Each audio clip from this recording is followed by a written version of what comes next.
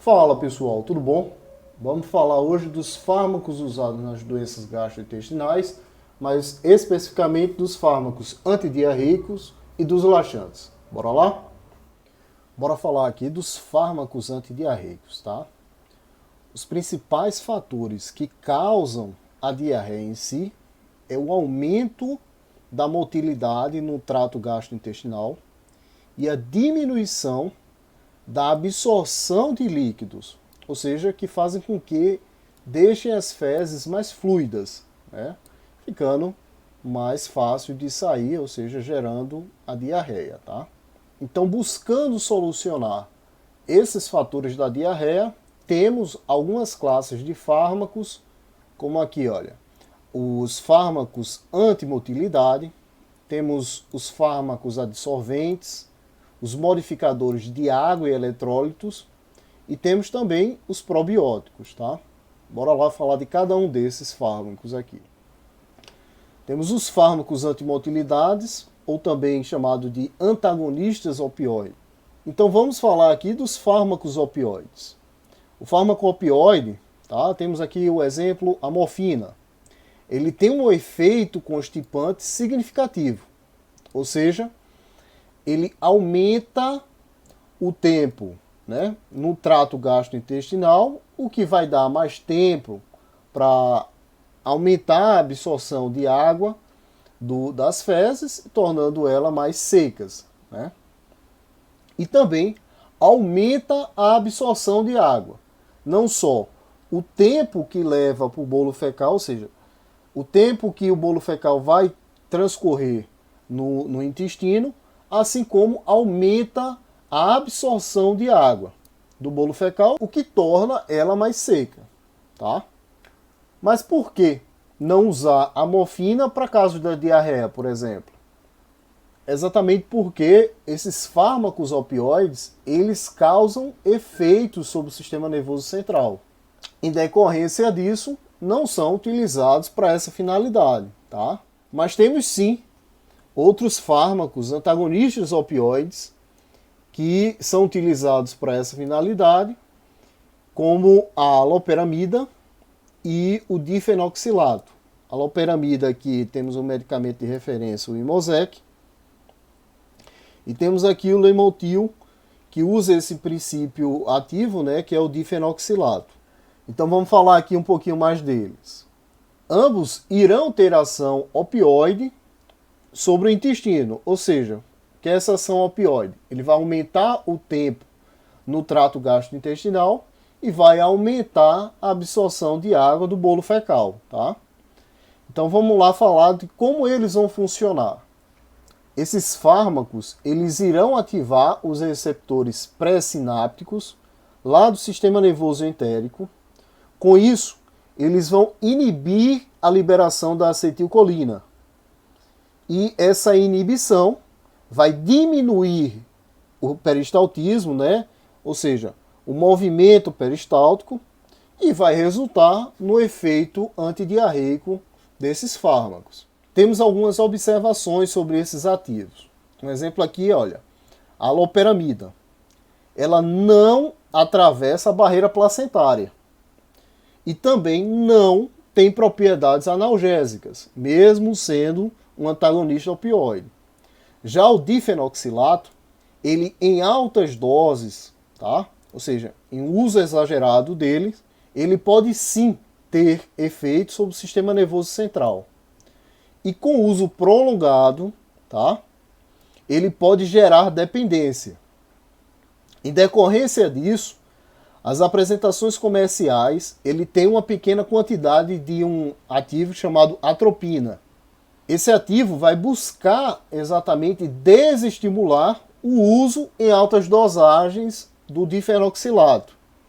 Tanto é que atualmente este ativo está com registro cancelado junto à Anvisa, como a gente vê aqui. Bora lá, falando aqui dos fármacos adsorventes, tá? Temos os ativos, o carboximetilcelulose e a carbofila cáustica. Eles são coloides ou polímeros hidrofílicos, ou seja, absorvem água e são pouco fermentados. Com isso, aumentam o volume do bolo fecal, torna o bolo fecal, né, as fezes, menos fluidas no caso dos pacientes que estão precisando do tratamento antidiarreico. Mas como absorvem água, também são usados em casos de constipação, em que as fezes estão muito secas e precisam de água para melhorar essa defecção, né, tornar o efeito laxativo. Tá? A policarbofila, ela chega a absorver 60 vezes a sua massa em água, ou seja, tem grande potencial de absorção. Em decorrência disso, são utilizados nos tratamentos de diarreia aguda episódica, né, esporádica, e diarreias crônicas brandas. Esses ativos também podem adsorver, ou seja, se ligar a toxinas e micro-organismos lá no intestino, tá? Então, por isso também conhecido como fármacos adsorventes, aqui no caso dos antidiarreicos. Bem, falando aqui dos fármacos antidiarreicos, os modificadores de água e eletrólitos, tá?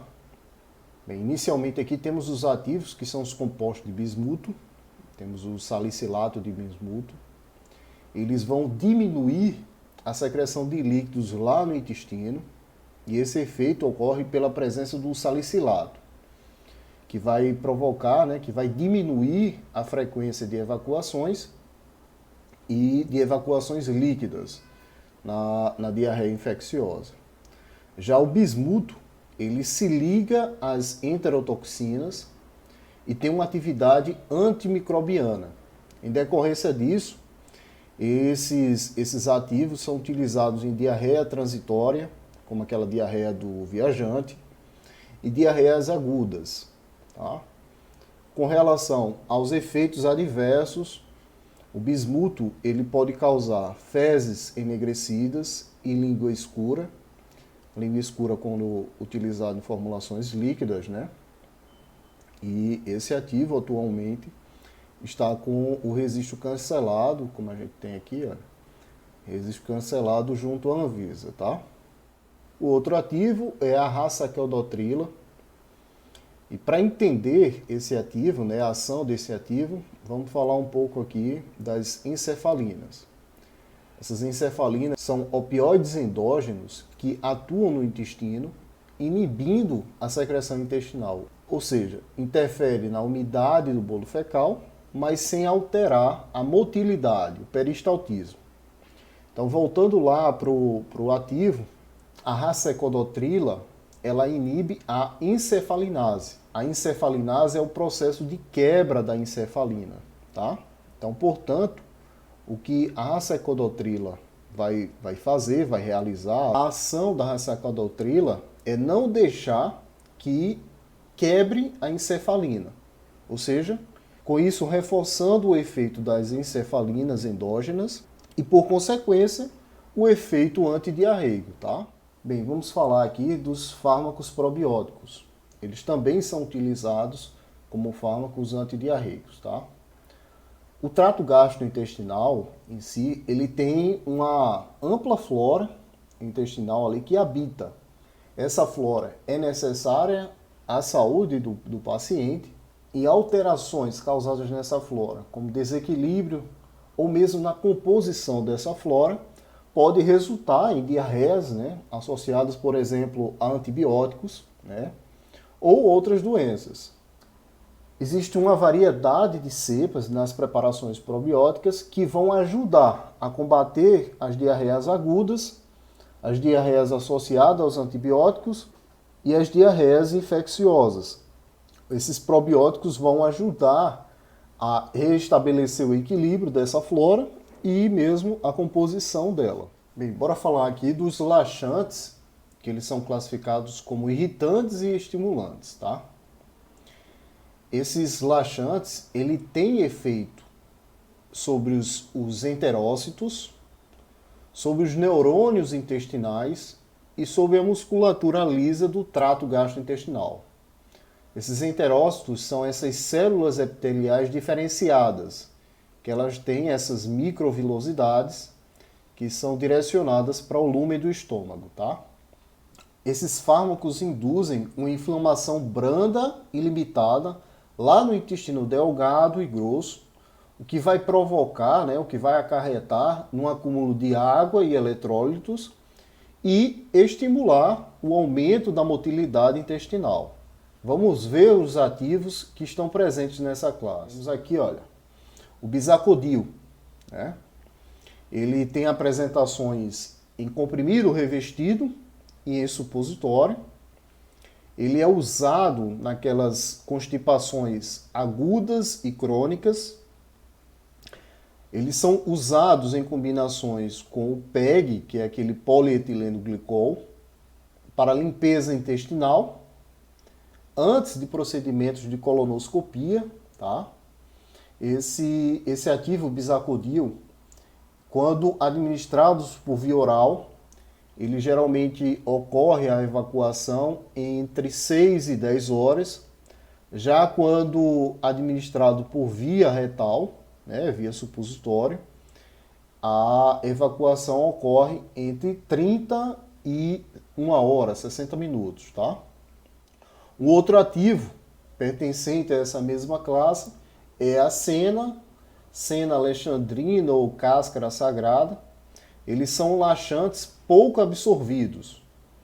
Após hidrolisado lá no intestino, ele vai gerar evacuação, quando administrados por via oral, entre 6 e 12 horas, e quando administrados por via retal, em aproximadamente 2 horas. Se esses ativos são utilizados cronicamente, ou seja, de forma prolongada, pode também resultar na melanose de colo. Como a gente está vendo aqui, tem essa pigmentação no colo, né? Essa pigmentação acastanhada é gerada. Um outro ativo é o óleo de rícino, que ele é derivado da semente da mamona. Ele é hidrolisado, ele é quebrado lá no intestino delgado, né? Essa quebra vai formar o ácido ricinoleico e glicerol, que vai tender a irritar muito o intestino, tá?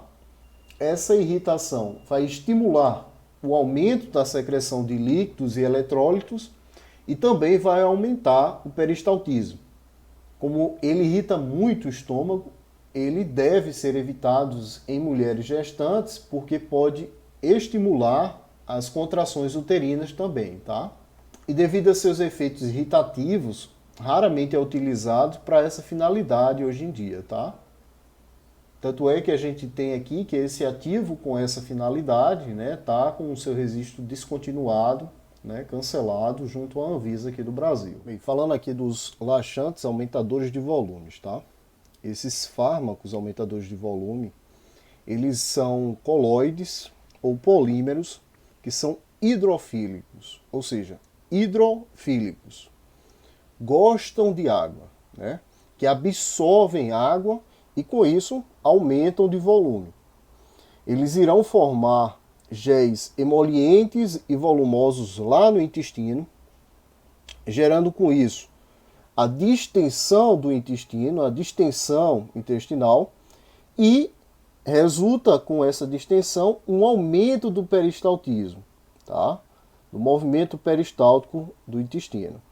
Vai gerar, assim, o efeito laxativo esperado, tá? Temos alguns ativos aqui, que é o metilcelulose,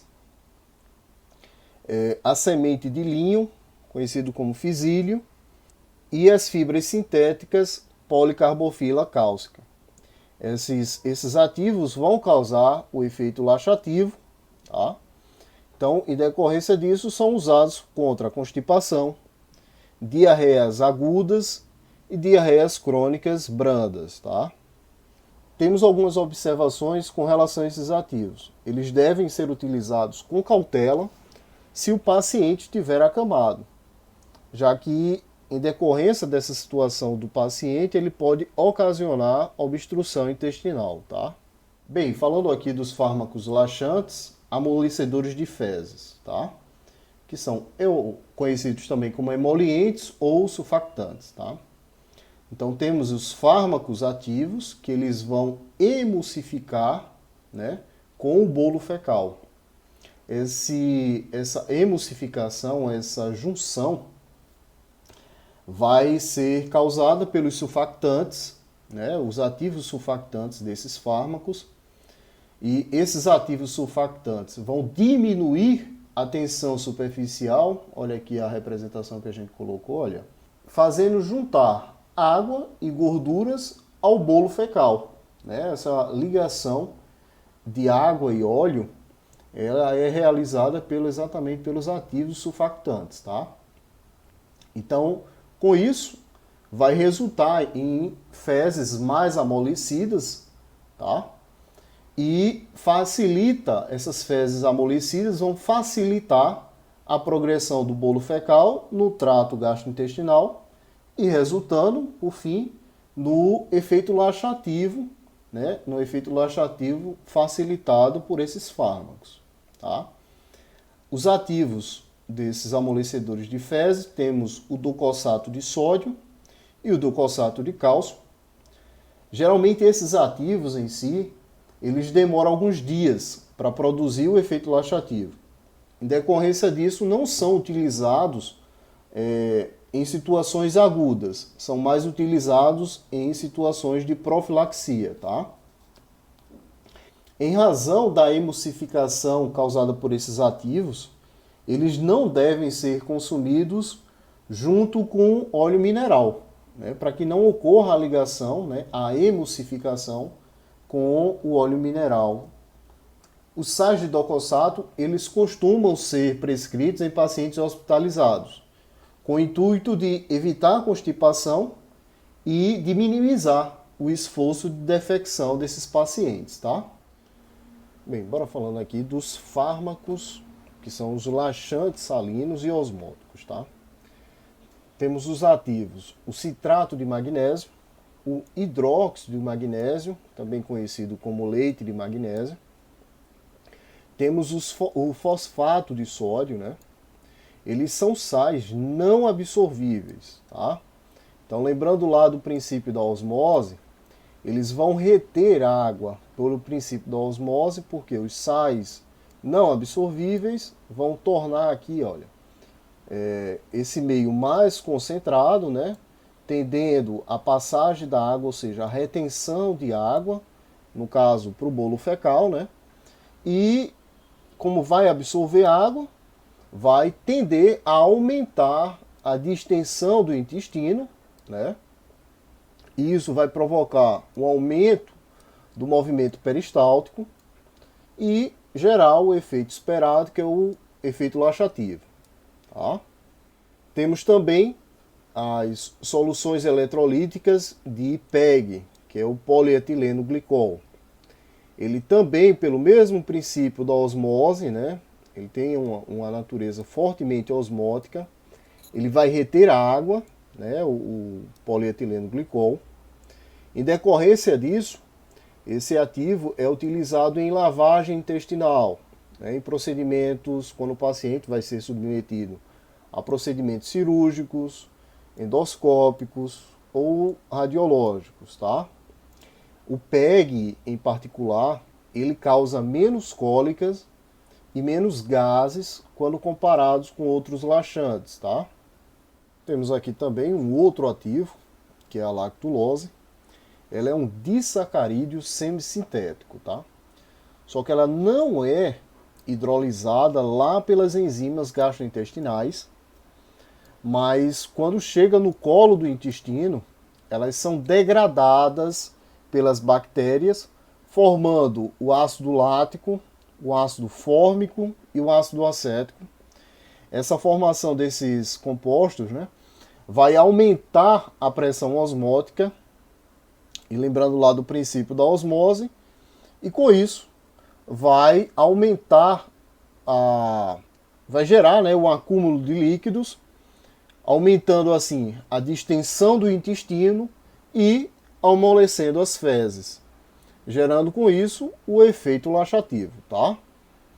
A lactulose, ela também é utilizada em procedimentos de encefalopatia, já que ela causa também redução nos níveis de amônia. Bem, bora falar aqui dos fármacos lubrificantes. Temos os ativos, que é o óleo mineral e o supositório de glicerina. Esses ativos, eles irão lubrificar o material fecal Com isso, vai facilitar a passagem do bolo fecal, né?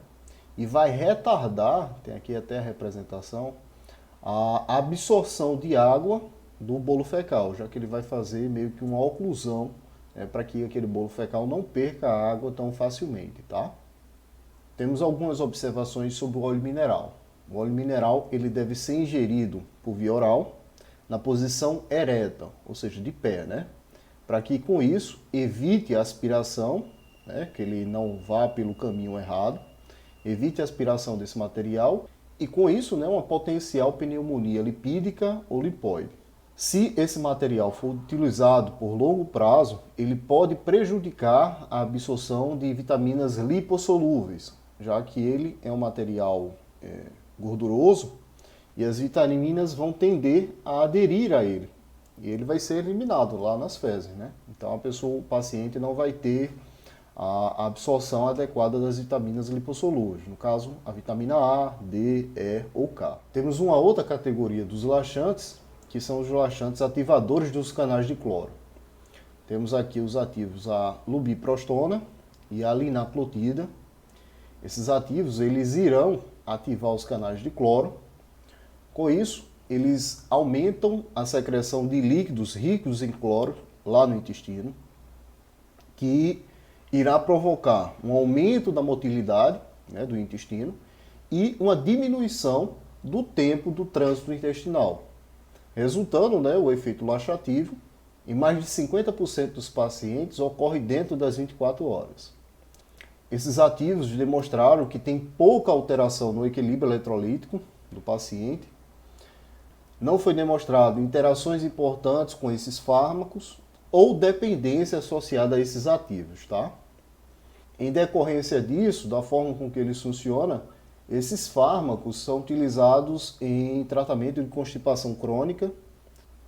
Já com relação às interações medicamentosas, como a biotransformação desses fármacos ocorre de forma rápida, lá no estômago, no jejum, as interações medicamentosas se apresentaram mínimas com esses ativos, tá?